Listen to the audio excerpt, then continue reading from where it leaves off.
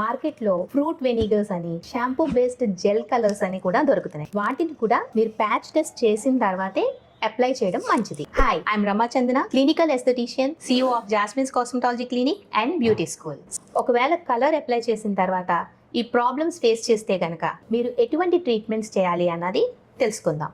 Allergens ని immediate గా stop చేయాలి అండ్ స్కిన్ ని సూదింగ్ చేయడానికి ప్రయత్నించాలి. దీనికి గాను మనం మైల్డ్ షాంపూ తోటి సాధ్యమైనంత వరకు ఎక్కువ వాటర్ యూస్ చేసి వాష్ చేయాలి. అండ్ కామింగ్ కోసం అలోవెరా జెల్ అప్లై చేసి అండ్ కోల్డ్ కంప్రెషన్ కూడా ఇస్తే మీకు స్కిన్ చాలా కామ్ అవుతుంది. తర్వాత డర్మటాలజిస్ట్ ని కన్సల్ట్ చేయాలి. మీకున్న ప్రాబ్లమ్ సివియారిటీని బట్టి యాంటీ హిస్టమైన్ టాబ్లెట్స్ కానీ లేదంటే ఇంజెక్షన్ కానీ సజెస్ట్ చేస్తారు. అండ్ మీకు కార్టికోస్టిరాయిడ్ బేస్డ్ క్రీమ్స్ ని కూడా టాపికల్ అప్లికేషన్ కి ఇస్తారు. ఆన్లైన్ లో కెరాస్టెమ్, వెజిటల్ బయో కలర్, ఆల్ట్రిస్ HD, క్యూటీ కలర్ లో PPT free and ammonia free available ఉన్నాయి. సో నేను చెప్పిన విధంగా బెస్ట్ హెయిర్ కలర్ ని చూస్ చేసుకోండి. కంపల్సరీ ప్యాచ్ టెస్ట్ చేయండి అండ్ వాళ్ళు ఇచ్చే మాన్యువల్ ఇన్స్ట్రక్షన్స్ ని థరోగా చదవండి. చదివిన తర్వాతే దాన్ని ఎలా ప్రిపేర్ చేయాలో ప్రొసీజర్స్ అన్ని కూడా స్ట్రిక్ట్ గా ఫాలో చేసి అప్పుడు అప్లై చేయండి. అండ్ ఈ ప్రాబ్లమ్స్ ఫేస్ చేయకుండా సేఫ్ గా ఉండండి. మీకు ఏదైనా డౌట్స్ ఉంటే కనుక